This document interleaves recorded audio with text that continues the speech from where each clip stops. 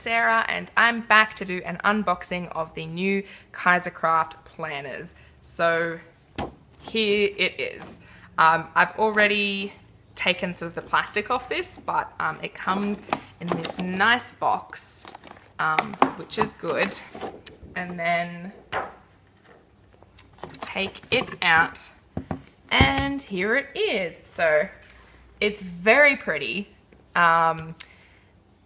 I chose the tan color. It also comes in a gray and in a navy blue, which I think has gold accents on it. I really like the tan, and it's really nice. So in my last video, I shared my different Kikki K planners, and I thought you might want to just sort of see a size comparison. It's funny that I didn't want a large Kikki K planner for uni because I thought it was too big to put in my bag. Turns out the Kaisercraft one is actually a little bit larger. So there it is there. It's probably an inch wider. It is the same height and it is about the same thickness. So that's, you know, sort of it there. The other difference is the Kikki K is sort of like a textured leather, whereas the Kaisercraft is a really soft, smooth leather. So I really like both. They're very different, but that might be something that you like or dislike. The Kikki K planner comes with a snap closure, which is something I'm used to. The Kaisercraft planner is a magnetic closure, so I'm a little wary of this holding up, but my husband assured me that it would. So we'll see what happens. I'll let you know if I have any problems with it. At the moment, I haven't. And then, yeah, let's go ahead and open this up. So you open it up here and it's very pretty. Again, another difference. I'm sorry I can't share these two planners on camera very well.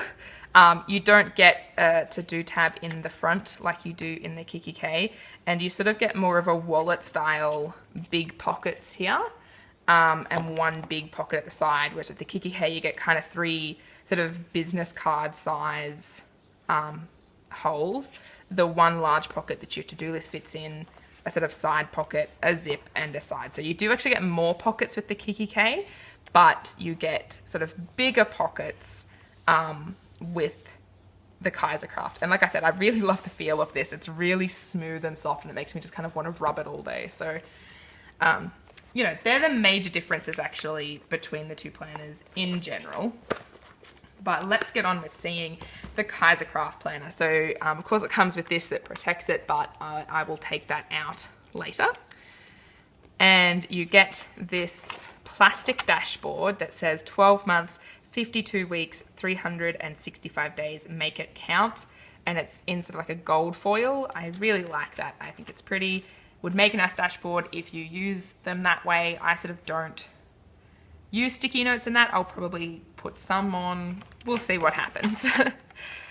You get this ruler that says start each day with a grateful heart, and it has 20 centimeters ruled there, and it says today at the top.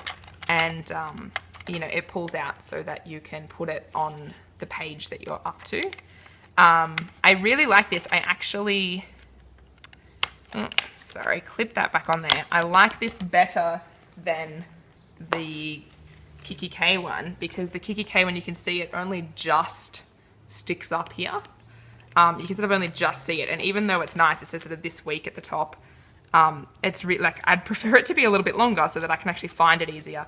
I do like on the Kikki K, it has the inches and the centimeters, because I actually use inches for my craft more than centimeters, but, and it's sort of maybe sturdier, it's sort of a thick plastic, whereas the Kaisercraft's a little thinner, I would say, but I do like that it's taller. I prefer that, a lot. So then it gets straight into your months. It has this nice marbled paper. That's just a blank sheet that then has your planner belongs to information there. Then you have your months. I love that this comes with your month split up. I prefer this much more than the Kikki K one I bought that had, you know, the meeting note sections and that. But obviously I'm using that for different purposes, so, you know, it kind of works out. They all have nice quotes on them, and they're in kind of, I don't know if the inside is the same for all of them, or if they're different with the different covers. I think they're the same, not 100% sure.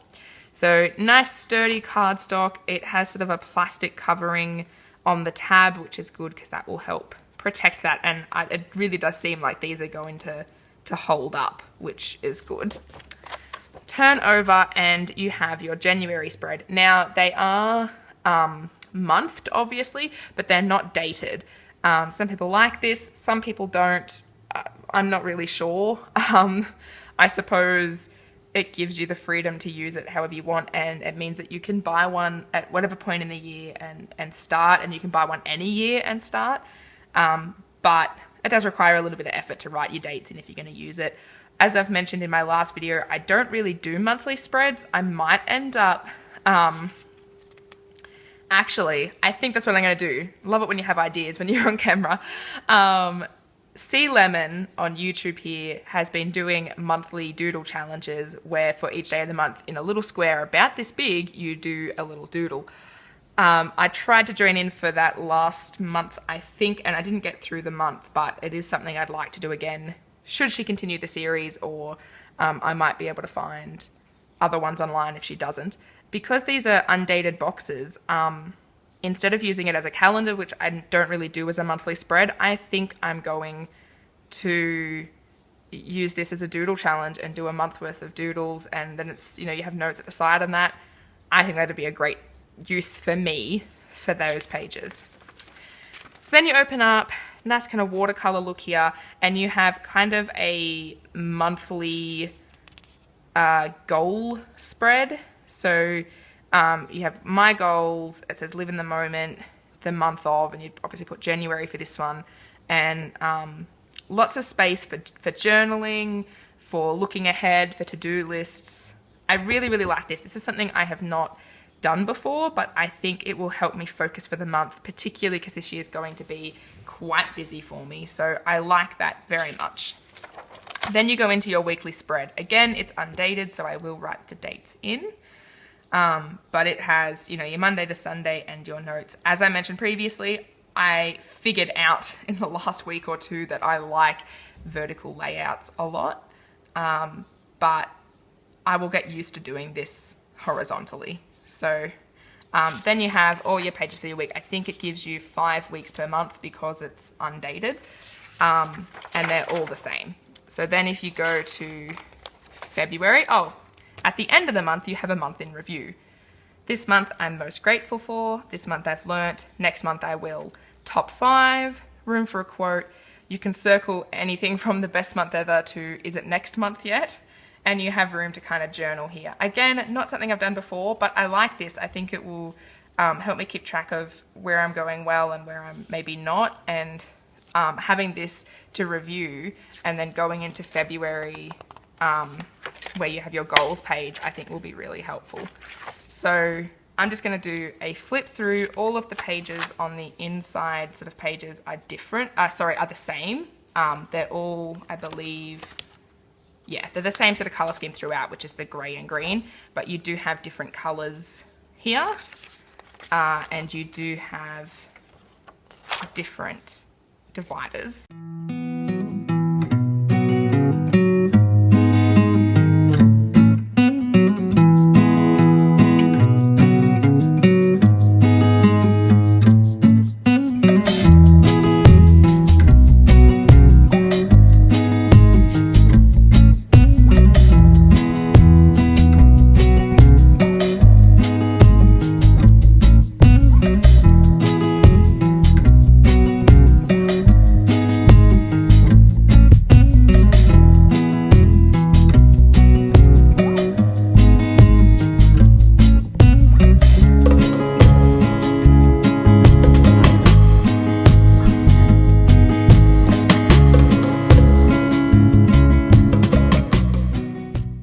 So what I'm probably going to do is I want to keep daily to-do lists and weekly to-do lists. My weekly ones are simply readings and lectures to watch, etc. for uni. So I'm probably going to write those on here and see how I go, either keeping them at the back or perhaps keeping them maybe at the start of the month or something, where it's sort of not in the way of that weekly view. So that's my plan. I do like that they're pre-punched, which is nice. For my daily to-dos, I've decided I'm going to start a bullet journal style book, which will be part daily to-do lists and part journaling about the day, should I feel like it any particular day. So that will be a separate book. I won't be using it like a traditional bullet journal because I want to use this planner and my family planner that I've shared.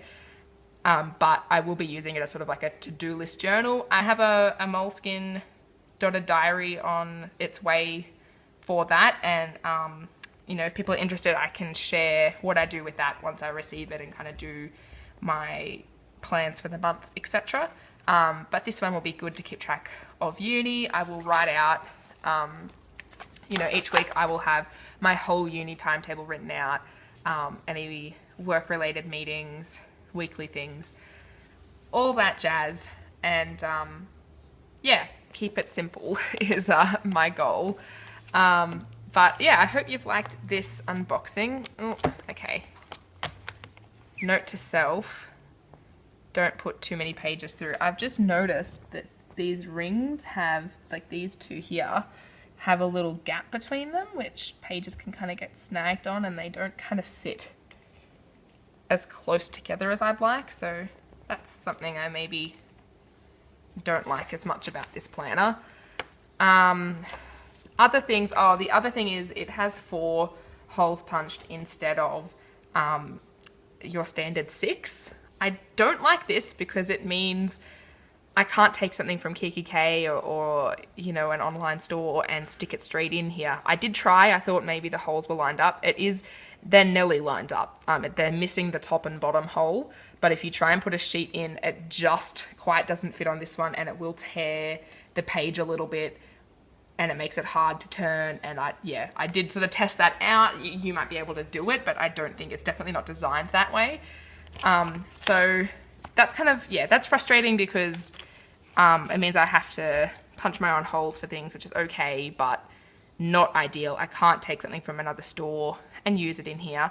I'm also worried because these are brand new from Kaisercraft, so they've released the 3 planners and some accessories, but they haven't released, you know, inserts on their own because they want people to buy, you know, their planner, obviously. I'm hoping that next year or even partway through this year, they might release inserts on their own, and then that would be fine because then I can use this next year. The whole point of me buying a planner and not a diary was that I wanted to be able to use it over and over and over again. But sometimes Kaisercraft, if they don't sell enough of a product, they'll discontinue the line before it's sort of even kicked off. I hope that doesn't happen with these, because then I'm going to have a planner with 4 hole punches instead of 6 that I can't use other things in easily. But, you know, we'll see what happens. For the time being, it's not an issue, but we'll see what happens at the end of the year.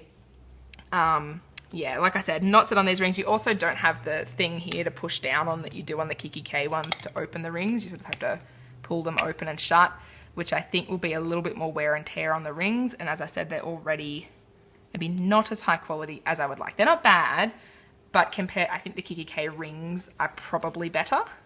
I do like that the notepad is punched, like I said, so maybe that's something KikiK could get onto.